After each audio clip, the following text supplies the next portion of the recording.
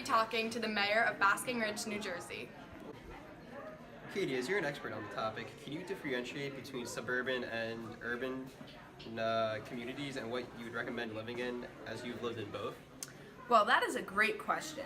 A suburban is a residential area on the outskirts of the city. A suburban area has a lower population density and is frequently a large community. An exurb is a region of settlement that lies outside a city and usually beyond its suburb. Low-density ex-urban residential development is the fastest growing land use in the United States. Most urban cores have a higher cost of living than their suburbs, though not by nearly such a wide margin. Chicagoans pay an extra $18,000 a year compared to their suburban peers. In Dallas, the urban premium is $14,000. City living was more expensive in housing hotspots like Seattle, San Francisco, and Washington. Cost of living is also more than solely living expenses. It includes property taxes, childcare expenses, and other external factors that must be considered. Well, moving on, I heard you lived in an urban sprawl. Could you please elaborate on this? Urban sprawl refers to the migration of a population from populated towns and cities to low-density residential development over more and more rural land. Urban sprawl is caused by lower land rates, improved infrastructure, rise in standard of living, rise in population growth, and consumer preferences. The effects of urban sprawl are vast, including an increase in public expenditure, increased traffic, health and environmental issues, and impacts on other social lives. When I experienced an urban sprawl, the overcrowding did reduce, but it happened over a long period of time. Urban sprawl correlates with urban blight. Urban blight is the process by which a previously functioning city falls into disrepair. I experienced the city of Netherland deteriorate. Wow, that is very interesting. I heard news of new infrastructure plans in the nation. Can you please elaborate on this? Oh yes, first and foremost, President Trump has issued a plan to repair the nation's infrastructure, which includes spending $200 billion in federal spending to spur an additional $1.3 trillion in spending from cities, states, and private companies on major projects. The increased infrastructure spending would be an offset by unspecified budget cuts. Transportation development projects, specifically highways, improve a certain area, but also increase its levels of exposure to traffic intensity and noise pollution.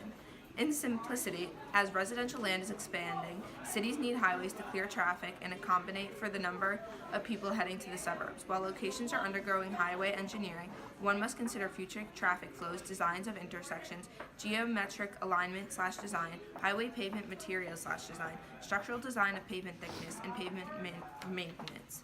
If the government increases the amount of highways, more people will use them and buy cars, as demonstrated by induced demand.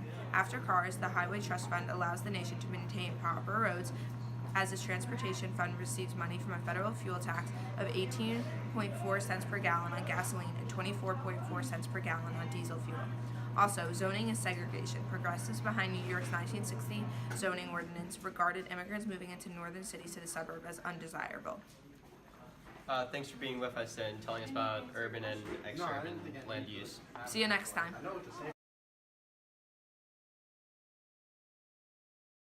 Now we're going to talk to two sisters that moved from a farm and now live in an urban area.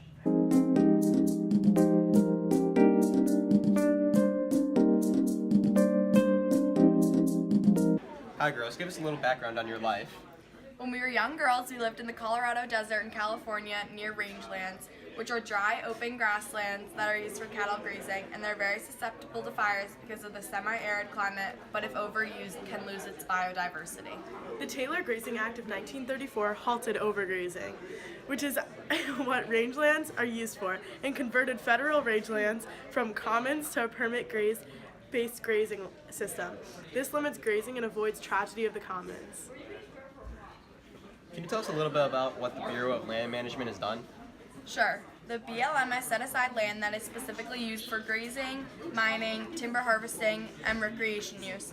It focuses on mitigating the damage caused by grazing, but doesn't require the help of environmental scientists. Very interesting. Seems like people are working hard to try and stop amounts of grazing. Now that you have moved away from the rangelands and into urban areas, can you tell me about the forests you live near? Yeah. Forests are a dominated area of trees and other woody vegetation, and the government is using tactics such as timber harvesting and logging to harvest the timber they clear out clear cut or selectively cut forests. Clear cutting removes all the trees in an area, while selective removes a small amount of trees.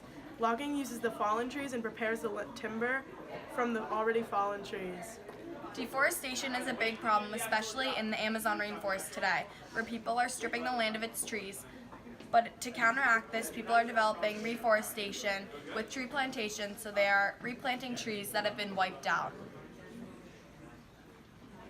It is known that forest fires are a big problem, and forest fires strip the nutrients from the soil, and then primary succession has to take place. But what is being done to stop this? Prescribed burn is something that is being done to combat this. This is when you set a fire under controlled conditions, so there are no uncontrolled natural forest fires. That's very smart. You need to keep the nutrients in the trees.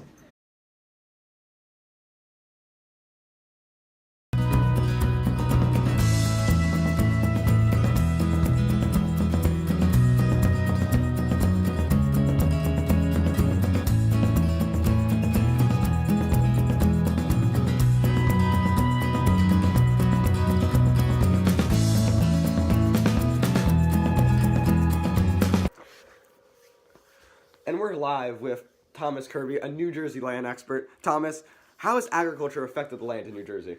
Well, as most people know, New Jersey is the Garden State, and there's just a lot of agriculture going on in a lot of different parts of the state. And though this hasn't caused a lot of infertility of the soil recently, many years ago, there was a point where the soil became not even arable after a lot of overuse of land. This is just an example of tragedy of the commons in our state. How has waste disposal been treated in New Jersey? Altogether, waste disposal is pretty good in New Jersey, although because New Jersey is so densely populated, we generate a lot of waste per unit area, and this has caused a lot of, different landfills that have had to be created, and just a lot of different land that has had to be used, like overused for waste disposal. How has the high population density of New Jersey affected the physical landscape? All right, so because the population density is so high, an increased number of homes have needed to be created over the past years. So this destroys environments, ecosystems for a lot of different animals and plants, and this has just caused, a lot of overuse of this land, as is really the theme of this discussion, and just, a tragedy of commons in our state throughout the entire state. Thomas, thank you for your time. Oh, you know what? You're welcome. It's just been a pleasure. Thank you. Next, we're going to be looking into the inside life of a Basking Ridge resident. So, who are you? Well, my name's Connor Villa. I'm a resident of New Jersey, and I'm considered a herbivore expert. What have you been seeing in New Jersey as far as vegetation is concerned? Well, Dan, our most abundant animals in New Jersey are the white-tailed deer and the black bear, and they're creating negative externalities for the vegetation life. Well, why is that happening? Well, Dan, see, a negative externality is a negative environmental consequence of production and use. And the white-tailed deer and black bear are eating vegetation at a rate that vegetation can't keep up with. They're going over the MSY, or maximum sustainable yield, which is the maximum level at which a natural resource can be exploited without long-term depletion. So this rate vegetation is not given enough time to regrow, and this is called overgrazing. And as we can see here, clearly, these once beautiful sunflower plants have been overgrazed, and Interesting. it looks almost frozen, like it's so cold out. But no, it's been overgrazed by these beasts. It's tragic. Yeah. Tragic. Yeah. Well, thanks for being on the program and sharing about overgrazing. Thanks. Well, have a good day.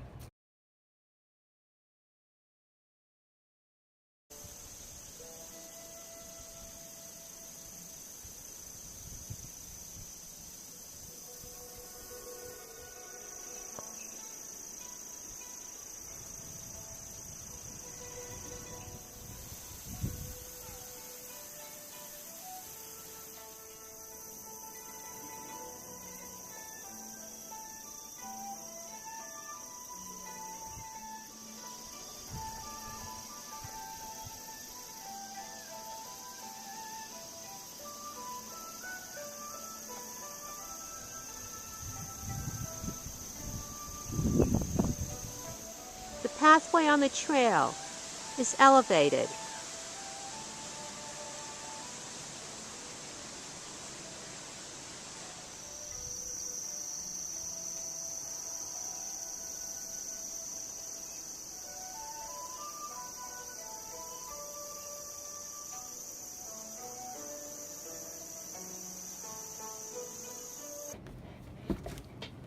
Hi there. Ray Schnell here. I'm an environmental scientist and here to talk about the Great Swamp.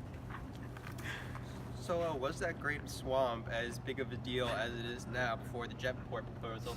No, a lot of people believe that if it was not for the Jetport proposal, there would not be a Great Swamp. The big thing about the big thing during the 50s and 60s was draining swamps. Nobody had any love for a swamp. There was no understanding of the wetlands or anything else. That's why they thought that they could get away with it. It would have destroyed the area. So, what were the protesters like? The protesters varied from a ton of different people. There were actors, singers. There was a couple songs made about it. There were politicians, and then there were just normal townies.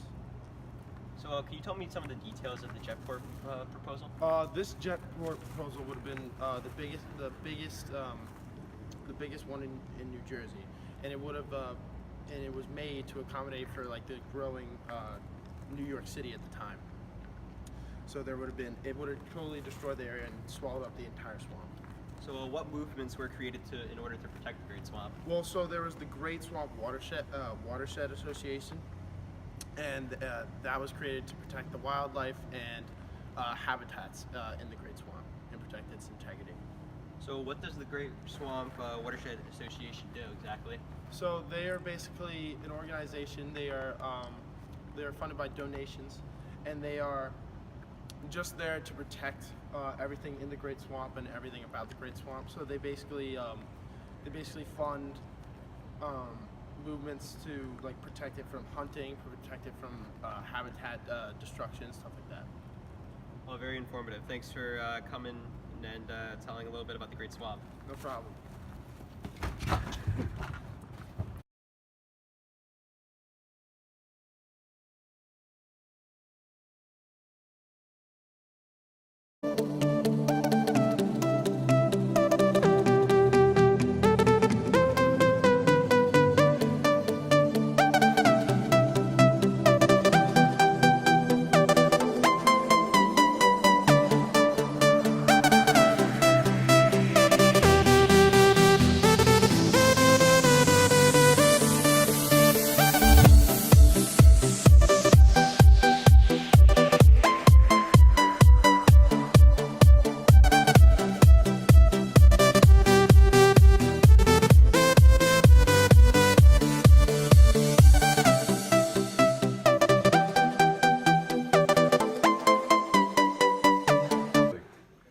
Alright, we're at Penn State right now, and we're going to try to interview some college students on their opinions on land.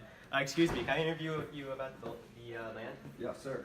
Can you tell me your name and major? I am Brad Whitman, and I'm an agriculture major at Penn State. Okay, can you tell me about the 2003 UN list of protected areas and what its goals and how does it relate to New Jersey? Okay, so the UN list of protected areas basically classifies public lands into 6 categories, which are national parks, which are more than 3,400 in the world today. They manage resource protected lands, protect habitat and manage species, and they also maintain biological wilderness areas and protect national monuments. Can you tell me about the types of protected public land in New Jersey? Okay, so there's a lot of various different types of public lands in New Jersey. For example, rangelands, forests, national forests, which are just big, beautiful trees, protected areas for species to live in, national parks, wildlife refuges, and wilderness areas. How does New Jersey, what does New Jersey use to manage these lands? Okay, so there's a lot of competition for this land. Obviously, it's public land, but so many people want this land. However, to manage this land, they use the resource conservation ethic, which is basically saying you want to maximize your resource based on the greatest good, so you're going to give it to the greatest good.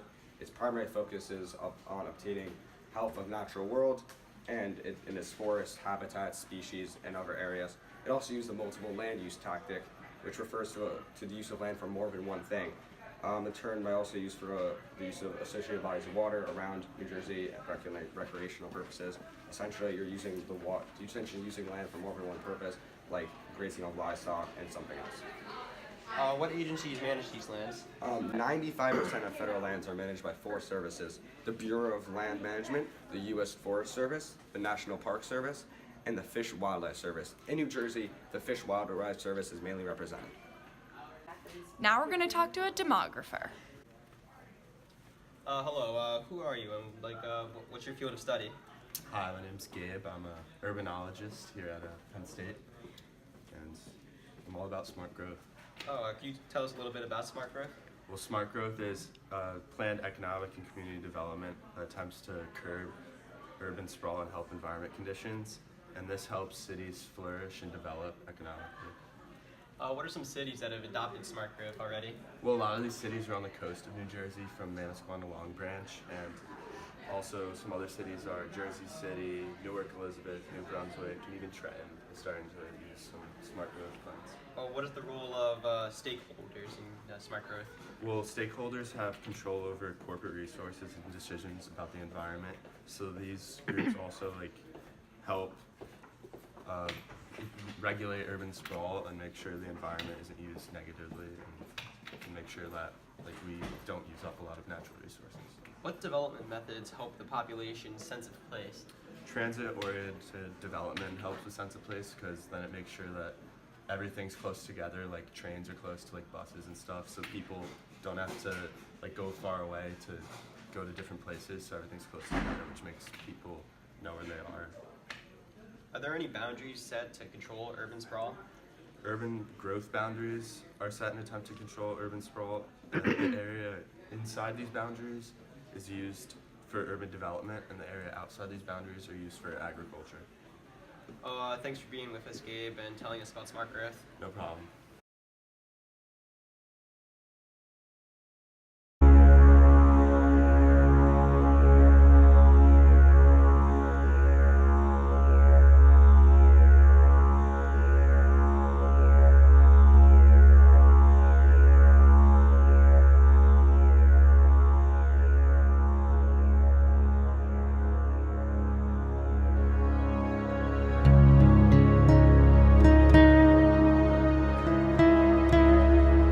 Now I want to switch to national parks. National parks are parks protected by the national government to preserve their land. Yeah, Hannah and I have been to tons of national parks, and they are formed to protect the land and for people to go and enjoy nature. It's a time of appreciation for nature. The Leopold Report was a report with Census of Ecosystem recommendation and explained how a national park should be run and how to keep the ecosystems clean and healthy. Can you tell me about a time you guys went to a national park? Back when we were in high school, our family took a trip to Yellowstone National Park. Yellowstone is a wildlife refuge, meaning that this is a sanctuary area that protects species from hunting. This differs from a wilderness area, which is a region where land is in natural state is impacted by humans by hunting and other things. How has the government done anything to help? The government, they created the Federal Regulation of Land Use, so the NEPA, which promotes the enhancement of the environment and using resources of the environment correctly. Also, environmental mitigation are programs that offset the negative impacts had on endangered species and other limited resources. The goal is to protect and save these organisms and their resources. Along with this, the EIS explains the positive and negative effects of the environment so everyone is aware of what is going on. The Endangered Species Act of 1973 was created to protect all endangered species to make sure they were not hunted or killed so they didn't become extinct. When we were at Yellowstone, our tour guide showed us many of the wonderful animals in the park, and almost all of them were extinct, which is very sad, so that we need to make sure that these species stay safe and off the endangered species list. Oh, that is very sad. Well, thank you for all the information, girls. You helped us to get a great inside view of many different uses of lands. Done.